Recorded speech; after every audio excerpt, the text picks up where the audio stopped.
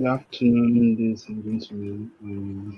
And welcome to this afternoon broadcast of the Education Discourse from EduCeleb.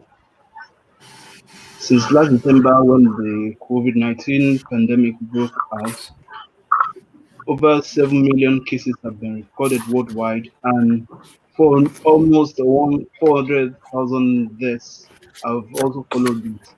STEM, which refers to science, technology, engineering, and mathematics, is said to be pivotal to solving many of the world's problems today and in the future. But for most of Africa, there seems to be some sort of lagging behind in terms of harnessing STEM in Africa.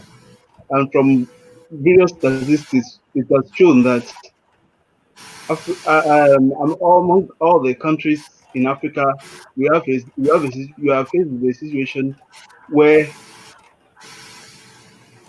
in terms of the access to, in terms of utilization of mathematics and sciences, the World Economic Forum data shows that Nigeria ranks 118 out of 137 countries globally.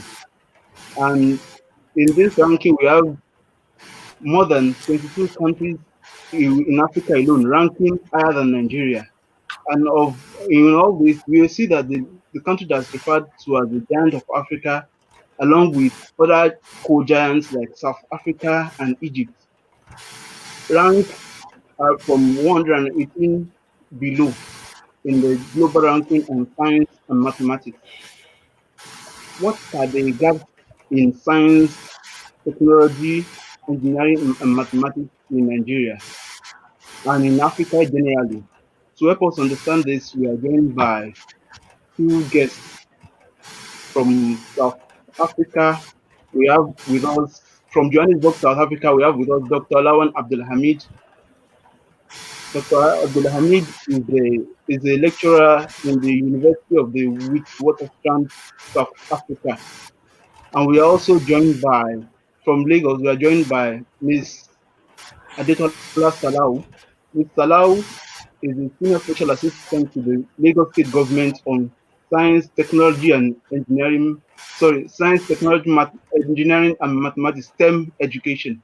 So the two will be joining us as we move on with this conversation. Good afternoon, ladies and gentlemen. Good afternoon, sir. Good afternoon, ma'am. Good afternoon. All right, welcome.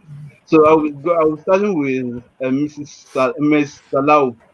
Help us understand what exactly we mean when we say STEM. What is STEM? What is STEM education properly? Of course. And what are the things it's supposed to use? Okay.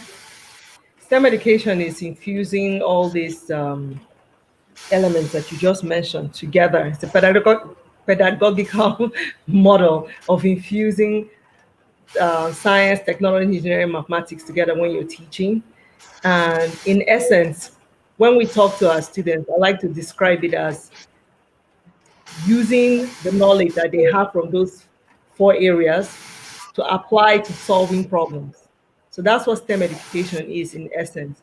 You're going to take information that you've learned from science, information you've learned from tech, from engineering and mathematics, infuse it together, apply and solve problems around you, problems that have to do with the real world.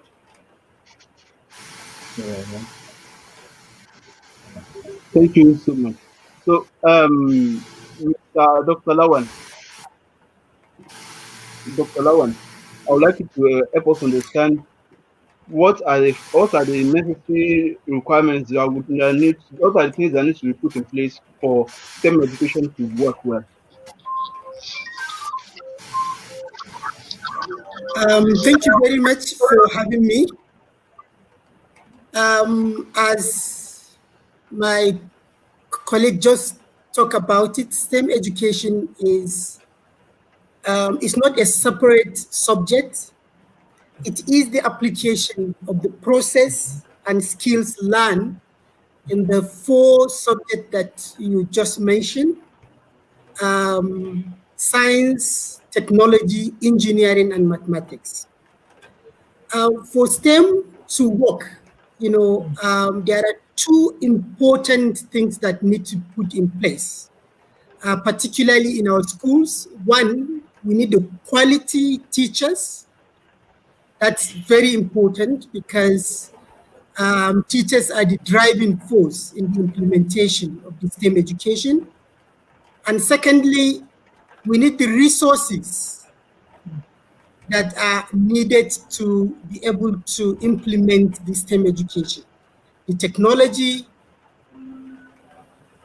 we need virtual classrooms, and how those technologies can be able to apply into the classroom. And I think that's our core things that need to put in place. And of course, we need the curriculum that will guide what the teachers will do in terms of the implementation of the STEM education. Thank you so much for that. Coming back to Ms Salau, what are the challenges associated with STEM education in implementation generally? Dr. Lawan Abdulhamid already started enumerating it. He stole some of my thunder. He mentioned teachers, he mentioned resources. Those are our challenges. Yes, our teachers being properly trained, having enough resources, an conceptual understanding of what STEM is, and then also having teachers who are really strong in the content themselves. You see, we find out, unfortunately, especially in our part of the world, and when I say our part of the world, I'm talking about Africa, you have sometimes social studies teachers teaching mathematics or teaching science. I mean, can you imagine a social studies teacher teaching mathematics? It's totally disparate. There's nothing that brings them together. But it happens because, maybe the school does not have enough resources to get enough teachers. So you have teachers shadowing, teaching other subjects. It's I know I'm laughing about it, but it's sad. That's the real truth. It's really sad because every time I go to conferences and I speak at seminars and I get into a place and I'm working with fellow policymakers, one of the things I like to do to break ice is always to ask them, how many of you liked math when you were in secondary school? And unfortunately, it's always the minority, not too many.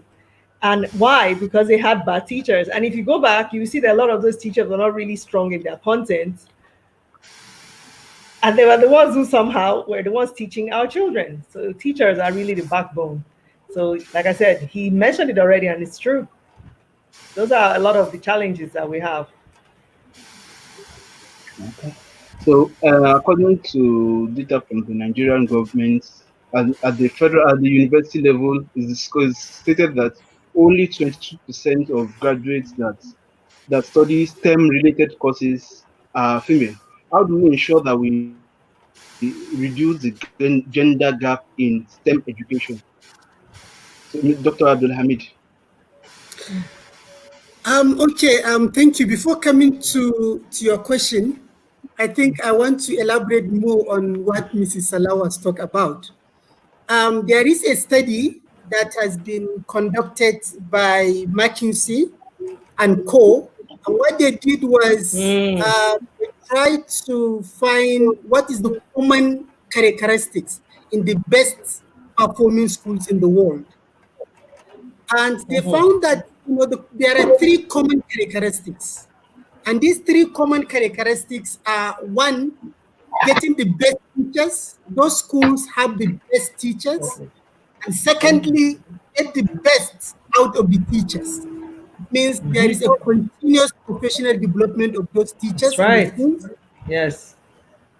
And thirdly, there is a system that steps in when learners start to lag behind. So these are the 3 things that they found very critical. And Ms. Salau talked about that. I mean, so we need to put that in place. Of course, the gap you're talking about in terms of girl child education, there are a lot of, in terms of STEM, there are a lot of issues, particularly in the northern part of Nigeria, where the religion play a very important role.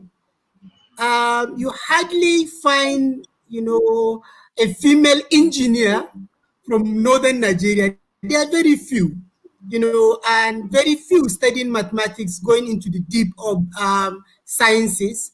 But now there are some, improvement. We have a lot of medical doctors who are female mathematicians and few engineers. And I think for me, what is really important is trying to create awareness of the needs of women as well to join into the STEM system. And that requires a lot of deliberate effort from the government as well as communities in creating this awareness and get them involved. Thank you. All right. Thank you so much. I don't know whether Ms. Salau has more to add to that. Well, I actually do. I do. I have stuff to add to that. He said deliberate effort, and I concur. Deliberate effort. There has to be a lot of support. We have to understand that if we do carry more women into these fields, it's going to have a fantastic ripple effect across our nation. Number one, I also read a study, I think it was last year, and I also think it's McKinsey, by McKinsey too. Either them or KPMG, one of them, where they calculated the amount of lost revenue by us not utilizing women in places like here.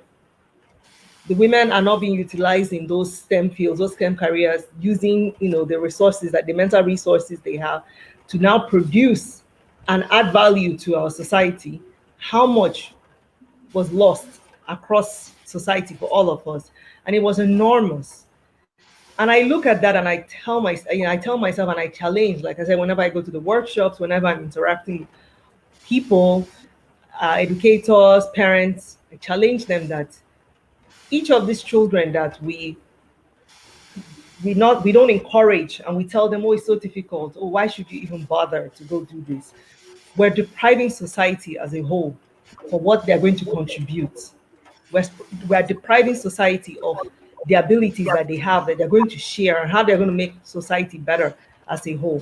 So that support, like Dr. Lawan said, has to be steeped with concerted effort. We have to really, really drive it. And I think that's some of the things that we're going to have to cover. I know our time is short. I know there's so much we have to discuss, but at least let's talk about that to some degree while we're having this discussion. All right. So, what are my next question would just be directed to you again as well. What are the factors that will determine whether somebody will make STEM a career choice? Interest, if you are interested in it. Another thing will be support, which we just mentioned. So interest is there, support. And sometimes it's also expediency. It could be that I've seen this happen too to some women, where they came out of school and the only jobs that were available were jobs in those areas. So they're like, you know what? Okay, let me go try this. Let me go do this. After all, I need the job. I need to get paid. And then they find that, you know what? I'm actually good at this. So they start taking extra training courses. They start really pursuing it full time. And before I know what's happening, they're really, really interested. They're really involved in it. I've seen, I'm trying to remember a couple I've seen. Yes, I believe one was a pharmacist. She didn't enter it in deliberately saying, oh, you know what, I want to be a pharmacist. She was looking for work after NYSC. She had nothing else to do. She did it part-time, and then she started getting interested, watching what the trained pharmacist was doing. She developed an interest in it and the challenge around it. And then when she saw that she was actually helping people in her community, she said, you know what, I want to do this. And she actually now pursued deliberate training and now is a full certified pharmacist. And you have some women, who have, that's the path that they followed. some, like I said, interests, some also support from their families. They see that in their families, maybe they are doctors, they are scientists, and I like this, I really enjoy this, I want to continue this. And then some of them, it could be their teachers, which still comes down to interest again. The teachers spark that interest for them, and they love it. All right. Yeah, All those right. are the areas I would So, think of. Yeah, mm, yeah. so Dr. Abdulhamid, I understand that you are a teacher with almost 2 decades experience teaching in Nigeria and South Africa. So I would like you to take us through how can we ensure that students get interest in STEM. Thank you very much. And I think I concur with what Mrs. Salawa said. Teachers played a vital role as well as parents. And I can tell you, I have been teaching mathematics for some time. And it is became socially acceptable for parents to take even pride in being not good at mathematics. And they will be telling their kids that, well, mathematics, you are not performing, it's fine, and all that. So parents need to really encourage their kids to say that mathematics is something that people do, and it's something that we do in our everyday life. And as well as teachers, the way we teach mathematics played a vital role in inculcating that interest in learners. If you teach mathematics as an abstract subject, giving learners procedures you want them to cram, to commit to memory, thousands of formulas, they get to be discouraged about mathematics. And mathematics should be taught as a meaningful problem-solving activity. And by doing that, it really encourages kids to see value in mathematics and to see the passion, mathematics as something to be loved. And because mathematics play a very important role, so as soon as kids develop negative attitude toward mathematics, then it became difficult for them to pursue STEM areas. Like now in Nigeria, mathematics is a compulsory subject, even to get admission into universities.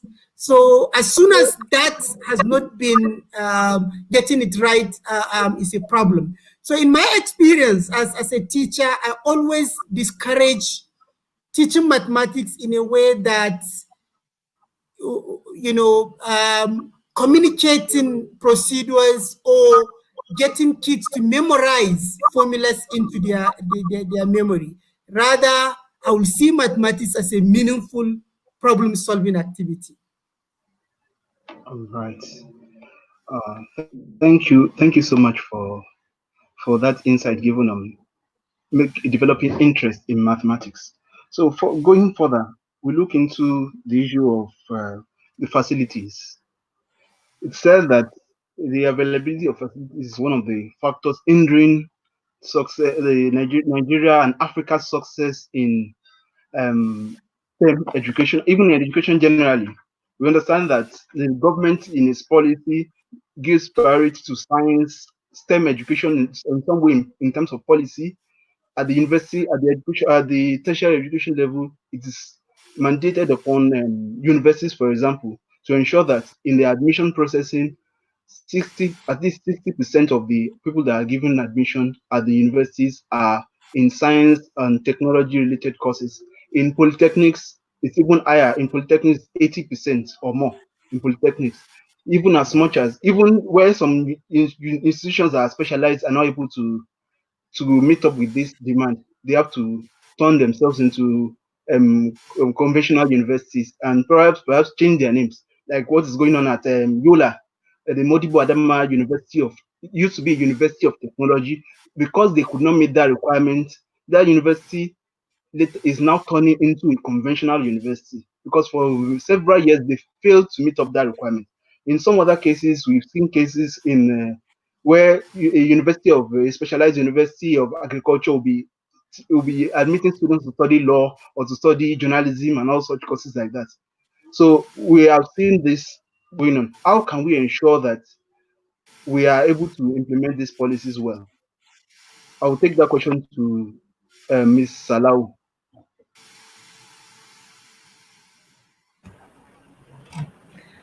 That's a toughie, huh? It's one thing to write, um, to put something in writing, to say, oh, you have to do this. It's another thing to actually enact. It's another thing to actually follow up. So I believe we put that those policies saying 60%, 75%, whatever percent it is. But did we back it up? Did we go back to the schools to make sure that we are creating a deliberate pipeline of STEM students, a deliberate pipeline by encouraging the teachers to be strong and create that interest, generate that interest with the students, to push the students to, I won't say push because I don't even like that word push, to encourage, there you go, to encourage the students to really, really, really enjoy and believe that science is fun, mathematics is fun. And like Dr. Lawan was saying, math is an integral part of life. But when you make it so dry and then you have parents who encourage you, say, I didn't even like it, what's the big deal? You shouldn't really love it. Then of course the children run away from it. And how are you going to have a university or polytechnic, if you want to call it? But same thing, university, polytechnic, dedicated to technology, dedicated to agric, and then you have students who are really poor in math. So in the secondary schools, we have to have these teachers who are really strong and create that love and that, wow, I love it. This is enjoyable. This is fantastic. I can see, in fact, one thing that he had said that immediately struck me was making that connection between what we're teaching them and the real world so that immediately they see. Now, I was listening to Dr. Adeshina from the African African Development Bank. Bank. Yes, yes, the development bank.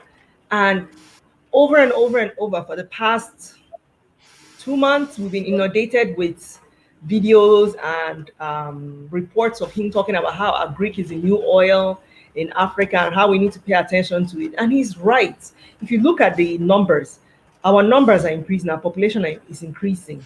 And what do people all do? People must eat. And that's what agriculture does. That's food, creating food. We can't keep importing food. The money is too expensive and it's not viable, it's not sustainable. So we need to start making food here. And we have land. We need to start thinking about how we're going to create food to match our own needs here. So these schools can start talking about that. Okay, what I'm teaching here, this is the direct correlation of what you're doing. This is why it's important to be in this agricultural university. By the way, you can also be a millionaire from doing that. Yes, you can. I never forget one time I was traveling. I believe it was for a work trip when I was I'm still an engineer, but I was a practicing engineer. I was going for a work trip to Germany. We were where I was working. We were working on designing an oil well, and I was a safety engineer then. So I was going to Germany to meet with the experts there to see what they had done, case studies, learn from their findings, all that good stuff. And when I was at the airport, while I was waiting, I met this gentleman that actually lived, I don't know where he is now because I didn't keep in touch. But anyway, then he lived in Washington, D.C. But he used to come back and forth to Nigeria. He owned, and I'm still using past tense because I don't know what he's doing right now, but he owned a huge farm in Ogun State where they were farming rice and harvesting rice. And I was just bowled over listening to him talk about rice, what they were doing with rice. And it hits me when I was listening to him because I said, my God, think about it. What is it that we eat in excess in this country? I don't care where you go to in this nation, rice. Any home you go to, what do you see? Rice. You go to parties, what do you have? Rice. You go to school, what do you see? Rice. And this man was talking about the rice farm. And I said, wow, imagine, quote on, because he's not a Nigerian. Let me also say that too. He wasn't a Nigerian. And I said, imagine, so it takes someone coming out from Washington, D.C., coming here to own this rice farm and to harvest this, and he's going to process it, and we're going to eat it. And I said, why don't our own people realize how valuable this is and how they can also do this? I know there's a lot of stories around that, but I'm glad that people are beginning to think about farming, and I need more of us to think about farming, like Dr. Adeshina was saying, because there's something there. So we teachers, there's that disconnect. We need to make that connection between what we're teaching and what happens in the real world. Okay. Um, thank you so much for that. So we'll go on a moment on a break for a moment, and we'll be back to continue with the program. It is now compulsory to wear a face mask whenever you are out in public. Here are some additional information for wearing face masks so you protect yourself and your loved ones. For your cloth mask, make sure you wash, dry, and iron even before first use. Wear your mask as you leave the house. Do not pull the mask down onto your chin. You can speak, cough, or sneeze inside a mask. Do not throw a used mask around carelessly and remove from children's reach. If you don't live alone in a house, ensure that everyone keeps their face mask properly and can identify their masks. Your face mask is your personal property. Do not share. Wearing the face mask may feel strange and uncomfortable, but remember that it is better to protect yourself than expose yourself and loved ones to catching the virus. Wearing face masks alone do not protect you from contracting COVID-19. Practice physical distancing and wash your hands regularly with soap and water. Take responsibility. Do not share face masks. This message is from the Federal and State Ministries of Health, Ministry of Information, and CDC and partners. Thank you very much for joining us. Let's continue with this conversation. We've been talking about STEM education and the post-COVID-19 era. And my colleague is here to also join us in this. We should be back later. So we've been talking about STEM, how we can reform STEM education in the post-COVID era, as I said earlier. And we are joined by two guests, Dr. Lawan Abdulhamid of the University of Witwatersrand in South Africa, and Dr. Mrs Adetola Salau from the Lagos State Government. She's an advisor on STEM education with the Lagos State Government.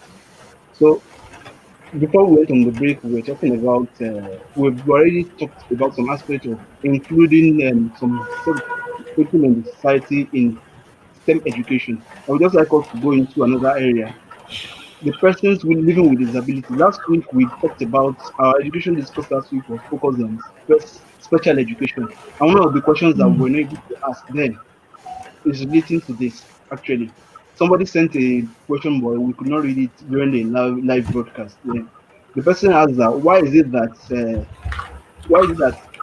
persons living with disabilities are not allowed to study science courses? But in this sense, now I will ask about this in the sense of how can we ensure that persons living with disabilities are included in STEM education, and how do we ensure that, and other things around that. I want Dr. Abdulhamid to answer that question. Okay, thank you very much. I think this is more or less a global challenge, but particularly in developed countries, there are tools that have been developed that allow people with disability to be integrated into the inclusive education. But in Nigeria, we seems to neglect that aspect, and I think is not fair to the people with disability. One thing is that there are two things that I think we need to pay attention to. One, government need to come with deliberate policies. I'll keep on mentioning deliberate policies, to support people with disability to be able to, attain to their desired careers, because I believe that there are lots of people with disability who want to be engineers, who want to be medical doctors, and who want to be, in other STEM fields. But because the system is not supportive, that will allow them to be able to achieve what they want to do. So really, in these aspects, the government of Nigeria needs to be proactive in terms of bringing in tools that will be able to support people with disability to be able to achieve their desires. All right. So I don't know whether Ms. Salau has more to add to that. in terms of ensuring inclusiveness in STEM education? For our counterparts with disabilities, correct? Yes. Hmm. There needs to be deliberate efforts, yes. In fact, I can even talk about us in Lagos State. We have policies. Did I bring it here? Let me see if I have it. No, I didn't bring it here. It must be in the office. Yes, it's at work. It's not here. Okay. Part of our transformation plan that we have for Lagos State, I didn't bring it to the house. Um, or maybe it's somewhere mixed up with all my work. Yes, part of the transformation plan we have in Lagos State is to be work out a plan around our students with special needs. Because yes, indeed, for so long we have neglected that strata of our students, and it's sad. We all know it's sad, and they are our children. They also deserve our attention, our love, and the resources that we have for them. They deserve it. So that's why, as part of, I believe it's our 15 points, as part of our 15-point transformation plan, I'm surprised that I didn't bring it here with me so that it'd be something I could pontificate on while we're having this discussion. It's part of our plan.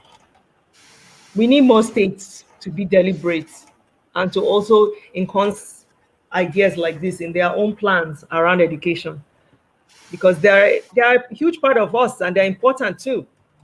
We can't relegate their needs to the side. We can't. So yes. All right. Thank you very much. We are also joined by Confidence Evodere. She's my colleague here with us, and she'll be asking us further questions later on. But before she comes in with her question, I will just ask this question about the role of research institutions in STEM education. How can we The ensure role that of the what? Sorry, the role of what? research institutions, research Research. institutions, Okay. research institutions, we have more than let me not exaggerate, more than 2 dozen research institutions in STEM education in Nigeria. Some are in agriculture, some are in science and technology. A lot of them are in various ministries outside the Ministry of Education, apart from the ones that we have domiciled in universities and all that. So how can we ensure that they are effective in promoting STEM education? Dr. Abdulhamid. Yeah, okay, thank you very much. Research Institute has, important role to play in promoting STEM education. And it's sad that we have very little of such research institutes located in universities. Last year, I I was invited to as a facilitator in a doctoral research school organized by Southern African Research for Science, Mathematics, and Technology Education. Um, uh, colleague was invited from the United States, Professor Joe Kerechi is the director of STEM education in the Michigan State University. Ah, Michigan And you State. can see the kind of wonderful work that they do in terms of supporting the states in developing curriculum, in terms of monitoring, in terms of communicating to the schools for findings on pedagogy that are promising, conducting small and large scale studies, which was quite fascinating and supporting that. But I have seen very little of such kind of research institute located in universities, but those that are outside, I think they need to collaborate with higher institutions of learning. I'm sure that collaboration is there, but need to be visible. They need to strengthen that collaboration, and they should be able to be communicating their findings to government, in terms of implementation, and creating some sort of awareness to the general public on what is actually working in terms of STEAM education. And I think that kind of collaboration or disseminating the research findings is not much visible. It's there, but it's not much visible. And I think we need to pay, a huge attention, because most of the findings you can see their shelves in the store or in the institute. They are not really communicating to the government and informing their policies. I would like to see a time where the research institutes are invited by the Senate to come and direct them in terms of what kind of things that are working in terms of STEAM education. They are invited by the state government.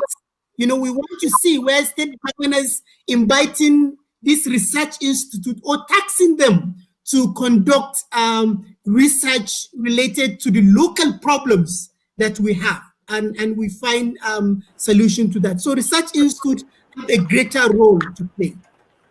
Okay. So I would like Confidence to ask a question. Okay, thank you very much for your contribution so far. I love having discussed on STEM education in Nigeria. This pandemic has affected every area of human life, especially education, and it has no doubt pointed out some loopholes in STEM education. What I'm trying to say is that being that everybody is indoor and very new methods have been used to tackle education so that we don't just go on a complete stop. And that means in trying to carry on with STEM education during this pandemic, some discoveries have been made as to how education can go on irrespective of everything that's going on. So what I want to ask is, after this whole pandemic rolls off, what are permanent changes that have been made now that can still feature then? Because I've come to discover that in education so far, new methods have been derived to make sure that education is better.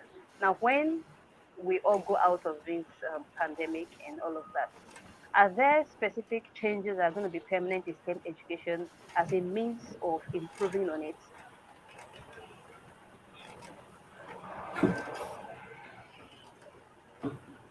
Okay, can I respond to that?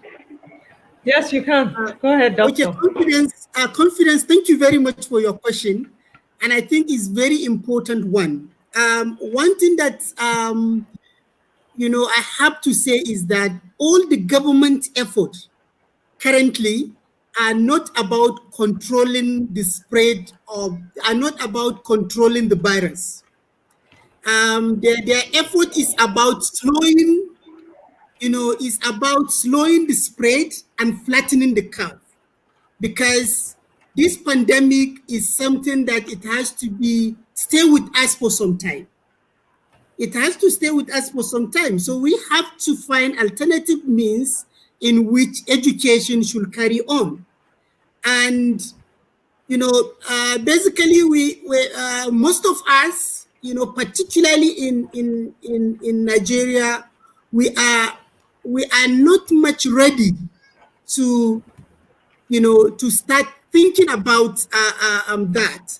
And I'm sure we might not get things right, but I'm quite fascinated with the kind of things that I've started to see, that teachers have begun to explore tools that they can be able to communicate with learners in the school. Some, they just record a video of a lesson, they send through WhatsApp to parents, and they play with their kids, and doing that. I think it starts to come. But one thing that I really want to talk about is, there are certain things that we need to understand, even when this pandemic is over, because other things might come. So I have thought about 4 things that we need to pay attention to. Number one, we need to conceptualize our local challenges and begin stages of implementation. Because, copying what is successful in the United States or in the developed nation might not always work in our context. So we need to understand our local problems and then begin some stages of implementation toward the ideal. And secondly, we need to strategize our public and private partnership.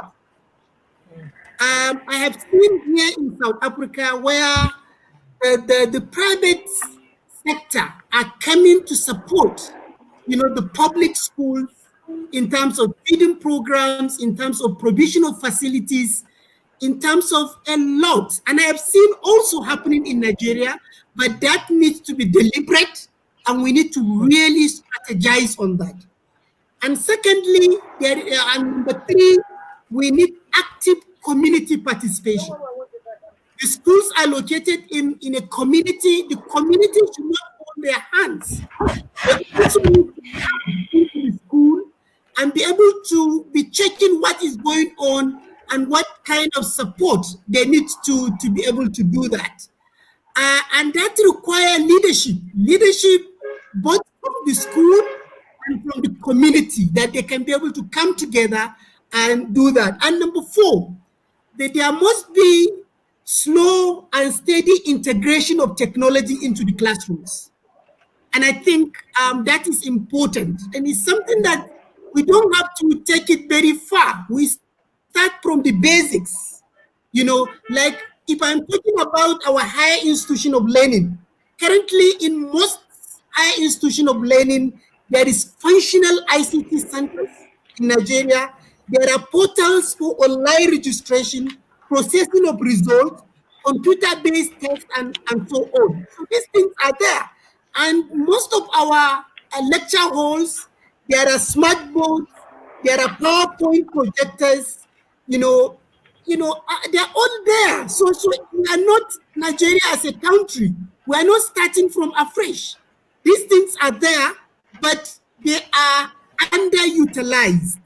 And there is no deliberate policy that is pushing towards attaining that. And for me, a good starting point in our higher institutions of learning is to get all lecturers to prepare and use PowerPoint for their lectures.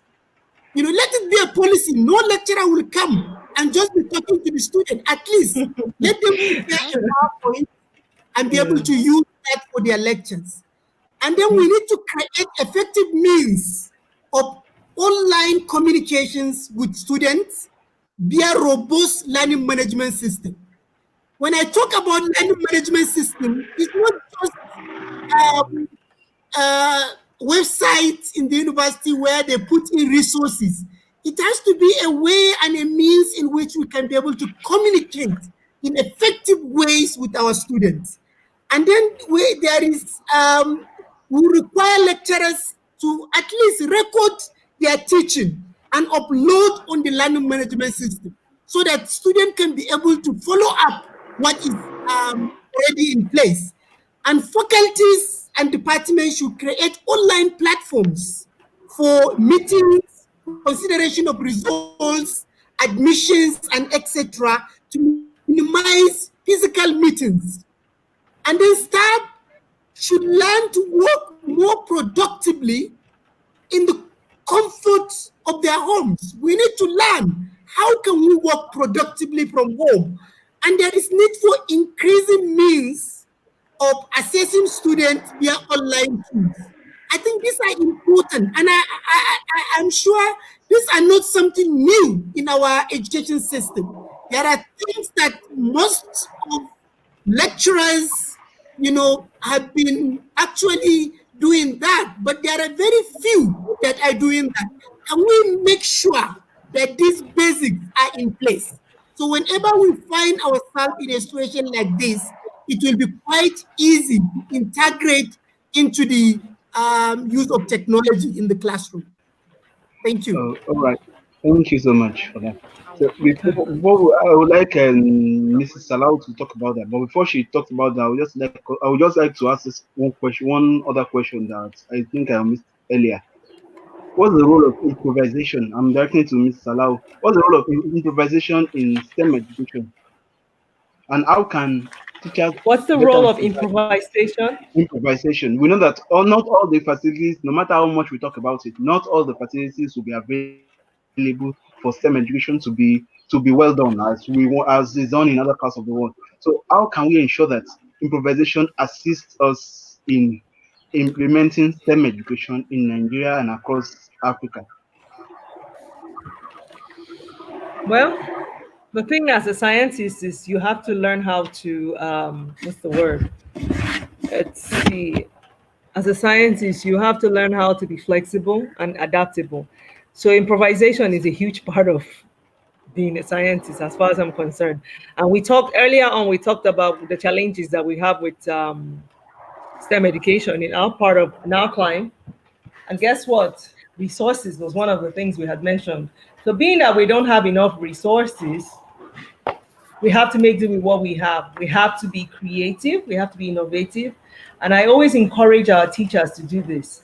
Whenever I manage workshops, I speak to educators, I work with them, I give them ideas, I tell them what I used when I was in the classroom. Like Dr. Lawal, I am an educator of close to 20 years too.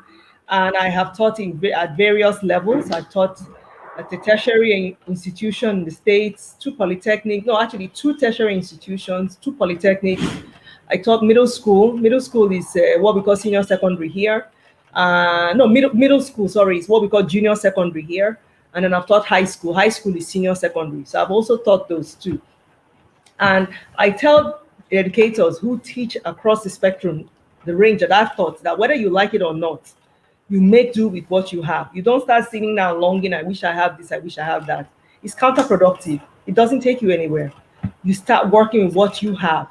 You start working with where you are, because those children that are in front of you, you owe them that service of giving them the best that you have with what you have. That's what I believe. So Let's see, in terms of what he had mentioned in regards to the research institutions, I stamp on what he said. Our lecturers need to, whether they like it or not, start infusing tech into their teaching. Standing in front of a classroom and just speaking and speaking and speaking doesn't work anymore. I'm not going to mention the institution. I don't like calling out institutions, but I went to an institution really close to where I am here in Lagos. People can put two and two together. That's their own. And I remember being amazed walking in to a physics lecture. It's been over 25 years for me that I was in the same shoes as those children, being in a physics lecture, listening to my professor, but I was just standing in the back of the room. I trying to remember. Oh yes, that was when I was working on the program at the campus. I almost said the name at the campus, and I just stood at the back. And there had to be over 50 children. I would believe that at least there were 75. I know I call them children. Let's say young people, okay? Over 50 to 75 young people. And this lecturer was in the front, just droning on the whiteboard. And I asked myself, I said, I'm standing here in the back, and I'm really gaining nothing by this. And there were so many, I know I keep calling them children, because in my mind, they're children. There are so many of these young people in the back, and they were not paying attention. They were busy talking to each other, giving me high fives, and then the ones who are in the front, all they're doing was just taking notes. And I said, those notes are useless. Anybody can get those notes on Google now. Seriously, even on YouTube, they'll teach a lot better than this. There's something special that teacher should have brought to those young people. He should have brought the wealth of his experience to them. He should have talked about things that he has solved in his own career in the field, because a lot of them, they do consulting, what he has done in the field and what he has also done as a lecturer there. And then, just like Dr. Lawan was saying, he could have had the PowerPoint slides that he could have been going through, and he could have said, you know what, I'm going to email these slides to all of you later. So you don't have to be writing, and listening to me and writing. Just listen and let's have a robust conversation. And I said to myself, what a waste.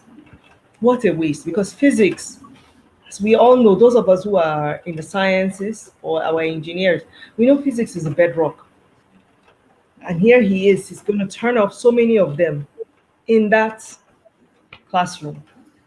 And then by the time they get to exams, we know what happens, unfortunately, in the exams, because they're not really gaining anything sitting in that class with him. I can't even remember what topic he was teaching that day. See, that's how bad it was. But imagine if it had been really a good lesson, a good lecture. Trust me, there's no way I'll forget. Wow, that was really good. Oh, I gained something from that. That's what I would have said to myself. So, All right. Thank you so much for that, mhm. Ms. Salau. Before we was going to end the conversation soon, but before that, I would just like to ask Dr. Lawan about the role of indigenous languages. We understand that studies have shown that indigenous languages have a very important role to play in learning, teaching and learning generally. And children that are taught using the indigenous languages learn better or tend to perform better. Researches from the 80s to the recent years have all confirmed the same results. So how can we ensure that indigenous languages are brought into STEM education to improve access, because we have been talking about access all over. So how do we bring in our indigenous languages to improve access? And then we should just note that before you answer the question, that Nigeria has a policy, that a national policy on education, that requires that children are taught in their the language of their environment or their mother tongue in Their mother certain tongue, okay. phase of their lives, especially at the first during the first 6 years, within the first 6 years of their primary school education or basic education, as they call it. They are taught in their indigenous languages. But how can we ensure that indigenous languages play a role? And even materials have been prepared on this from the NERDC, National Educational Research and Development Council. So they have materials in these indigenous languages almost 20 years ago that they developed these materials. So how can we ensure that indigenous languages are integrated into STEM education and they work well? Okay. Thank you very much. And I think there are considerable focus now in terms of the indigenous language, as well as challenges. I will give you an example. Now, in our teacher training institutions, they are not training teachers to teach in the indigenous languages. They are training them in English, and they want them to come. The policy want them to come and teach. Particularly, the policy state that from basic 1 or primary 1 to primary 3, schools should be taught in their mother tongue or the language of the immediate environment. And then English will be taught as a subject at that level, but not a language of instruction. And from primary 4 or basic 4 upwards, then the home language or the language of the immediate environment is a subject, and English is now a language of instruction. So one of the big challenge, yes, it is true, and there are a lot of research findings that have indicated that kids, learners perform better, when they are taught in their home language, because there are two things that are happening. They are learning the English language, and they are also learning concepts. So there are two things, which make it a bit difficult for them. But the big challenge is, are these teachers prepared to teach in the indigenous language, in the mother tongue? So first, I think our institutions of higher learning, in terms of our curriculum, we need to be deliberate, and I will keep on mentioning, we need to be deliberate in thinking about these teachers might go, and we want them to teach in the mother tongue or the language of the immediate environment. And that is the challenge. And most of our local languages are not well developed. For instance, if you now, if I say a triangle, I don't know. You have given me a lot of things to tell you. What is a triangle in Hausa language? Mr. Lawu maybe will say that much quickly in Yoruba. language. But in Hausa, I would find it difficult to say what is the triangle. So first, and that is one of our educational institutions and of our institutions of learning to try to develop the vocabulary in the indigenous languages. And when that vocabulary is well developed, then we can be able to integrate that into our system. But I agree with you, and there are a lot of, particularly in science, there are a lot of scientific discoveries or scientific findings that are there, but we don't recognize them. When you now go to your class and you ask them to tell you about, go to a physics class or a chemistry class, ask them to tell you a scientist. What they will be telling you, they will be thinking about Galileo, they will be thinking about Archimedes and Robert, all these big names. They don't think about Nana Mekose, the Akara woman on the street. She's a scientist because she's applying a lot of scientific principles, and she has been doing it well successfully. And these are the things that people have to be in the lab, have to commit many years to be able to discover what they are doing. Look at our grandmom. Why do they cover their pots? Applying the Leketilia principles. But we don't recognize that because our indigenous language, we are not documenting what is happening. And someone, because we were colonized, which we need that transformation to acknowledge even the value of science within the indigenous system. There are a lot of scientific things that are happening in our everyday life, and these were discovered by local people, but that has not been taken into consideration. So I think these are some of the things that, our research institutes, in the universities, they should be able to be doing that, integrate that, work with the local communities, develop such vocabularies, and be able to communicate and integrate it into our policies. By doing that, I think, our language will, indigenous language will really assist in our system. But unless and until we develop such vocabularies in our local language and we acknowledge those scientific discoveries, then we are not going anywhere. The indigenous languages are not coming in. And one thing I want to comment, on what Mrs. Salau was talking about in terms of improvisation. I think, particularly in primary schools, we are dealing with, one teacher per class. And this might be a teacher who was trained as religious studies and social studies. Maybe that is area of discipline. That teacher even had mathematics, even had science. Now, you want that teacher to improvise in front of 150 kids in a class. Because I don't know in the West, but in the northern part of Nigeria, there are classes where you find more than 100 kids taught by one teacher, trained as a social studies teacher, or trained as Islamic studies teacher, and then you are asking that teacher to teach science or to teach mathematics, and you want that teacher to improvise. So what I might suggest, which I think the government and the school leadership bodies, they need to take that into consideration. I would suggest to have a subject advisor, for every subject in STEM, for science, for mathematics, we have subject advisors. These subject advisors are teachers with well experience, and they can be give them 5 schools or 10 schools. They will be visiting that school, meeting with these teachers, supporting them, discuss about the topics and what improvisation can happen, and give that kind of continuous training, not the kind of training that is happening where you have only, teachers are coming for a 5-day training on improvisation. They will do that training and they will go back, not even stepping down into that training. And research has found that short-term training has very little impact in changing classroom practices.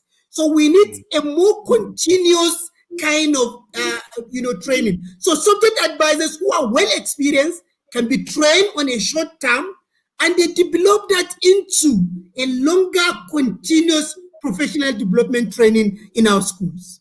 Thank you. Oh, thank you so much, Dr. Lawan. So before we'll be ending shortly. Before that, I would like Confidence to ask any further questions she has in mind. Okay, considering the measures that have been put in place and as we discussed so far to improve STEM education in the country, it's a nice one. But then, is there any hope of sustainability? Because I was in an institution recently, I don't want to mention the name, and they had projectors and some technological tools for learning. And a lecturer in the school was telling us that this has been put in place for years. And when they called for lecturers to come in and learn how to use them, the turnout was very poor. And the mistake they made was they could have carried on with a few persons who showed interest and teach them on how to use it. Perhaps it could have spurred interest in other lecturers. But since the turnout was very poor, the people they brought in to lecture the lecturers on how to use them were discouraged, and the whole project wasn't carried on anymore. So, but those things are still there, but they aren't being used, and it's a popular narrative in Nigerian education. So, while we are talking about technological improvement and improvisation and all of that, what is the hope of sustainability? Is this something that will be sustainable over the years, or is it something that's going to just come up and die off as usual? Okay, I would like Ms. Salau to speak on that if she's available. I think your mic is muted there. All right. So yes, I was saying that I will have to answer that, and then I will have to sign Understand, off. understand. Okay. So you were And talking about before you respond, and just add that in addition to that, just give us your closing remarks along with that. Okay. yes, confidence. You had talked about sustainability of what Of being able to carry out interventions in our tertiary institutions in regards to STEM education. Correct? Yeah. I'm just Yes, ma'am. paraphrasing what you said in a nutshell.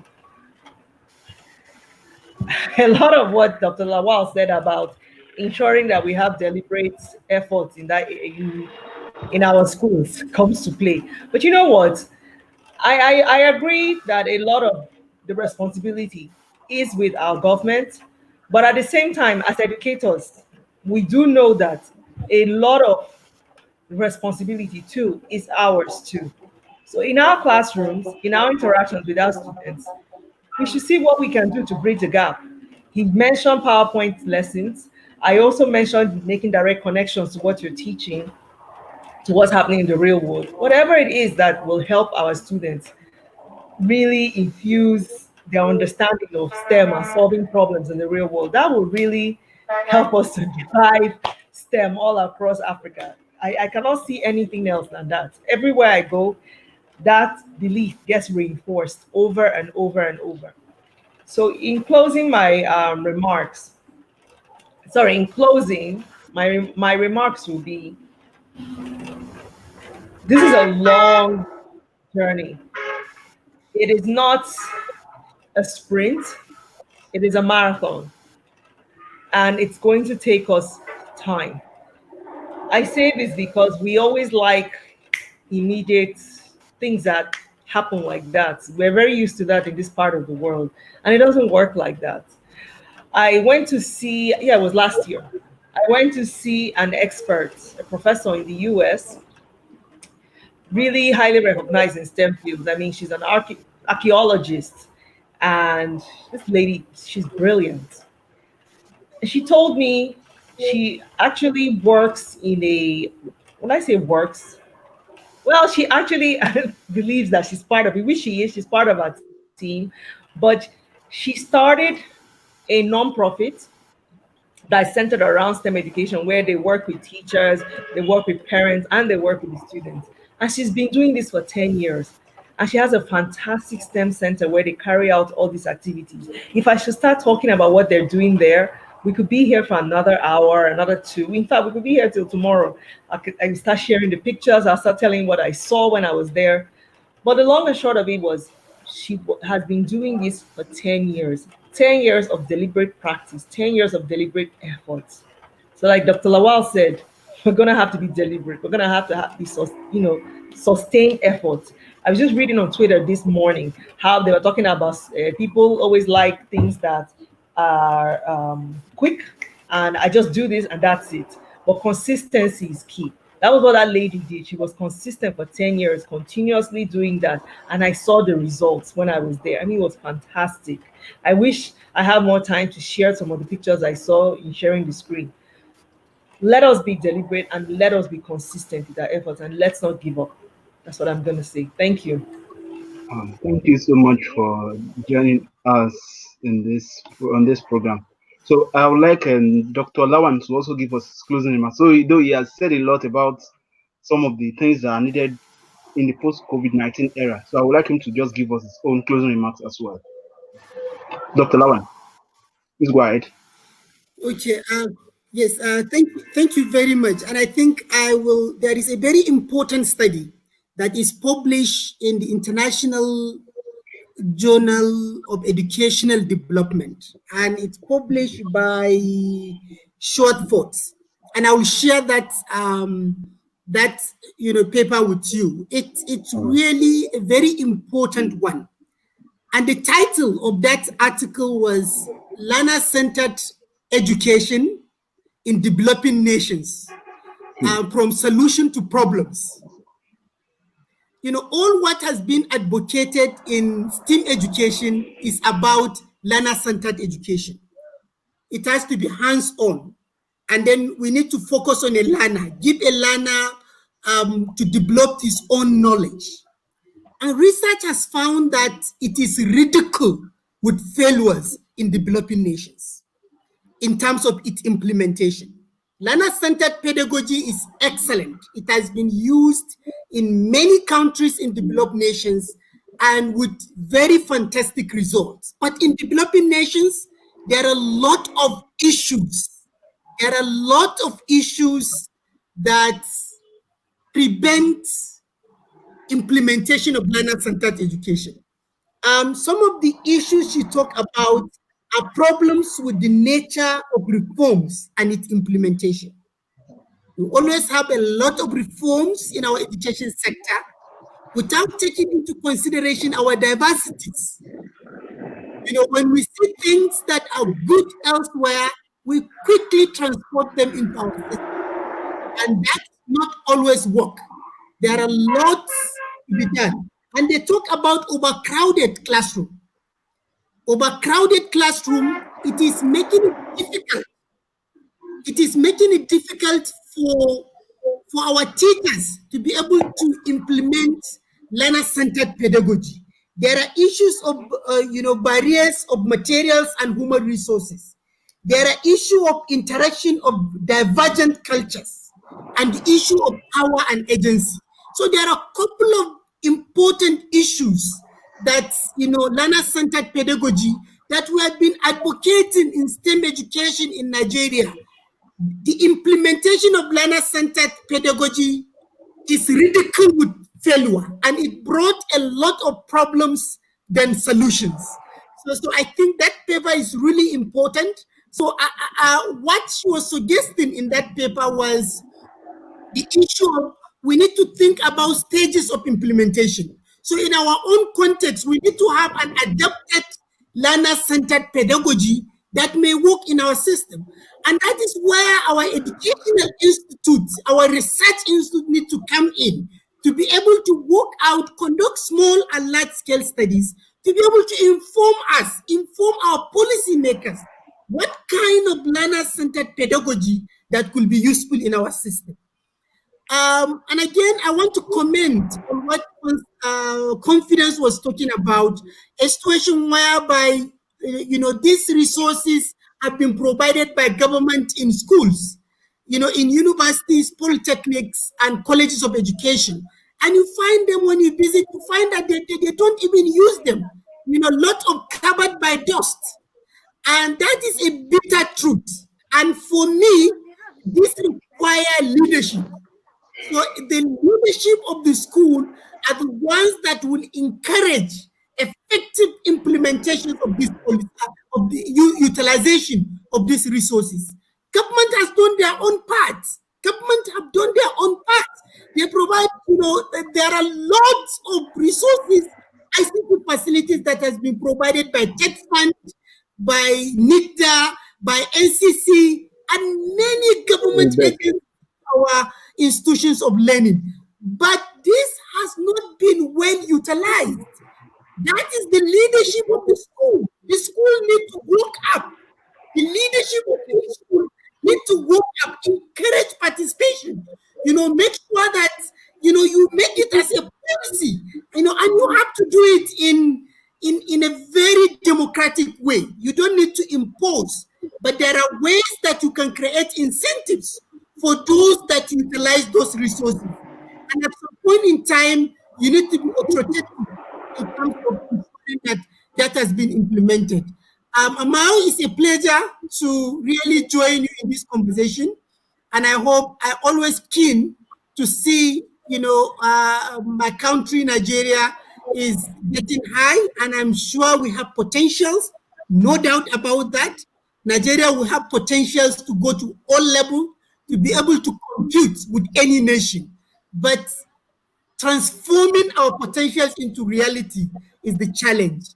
But gradually, over years, we have seen a lot of significant improvement in the country and what we do. And I think we soon be there. But like what Salau said, we don't need to be very fast in terms of, we want things to be like how it is happening in America or how it is happening in other developed nations. No. Localize our problem. Take it slow by slow.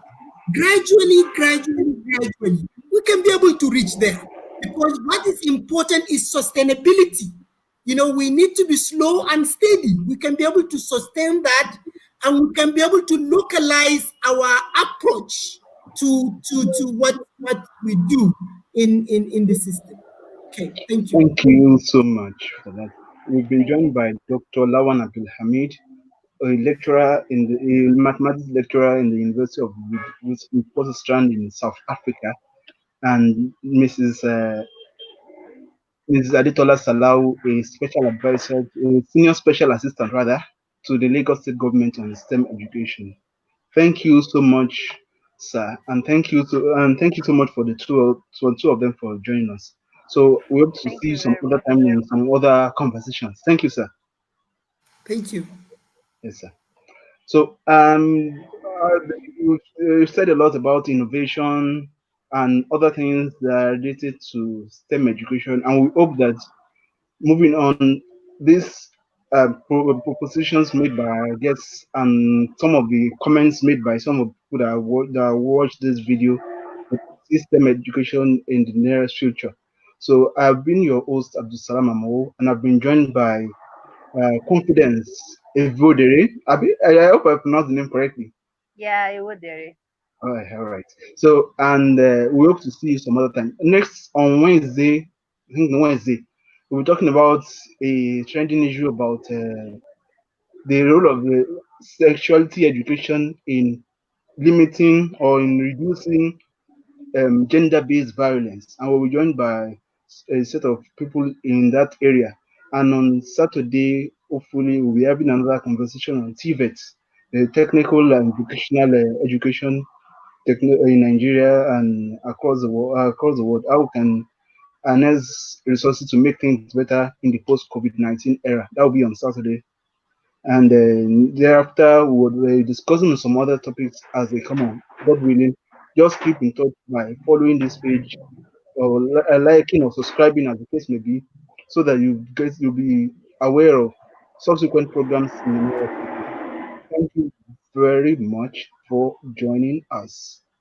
Thank you for staying with us. All right, thank you.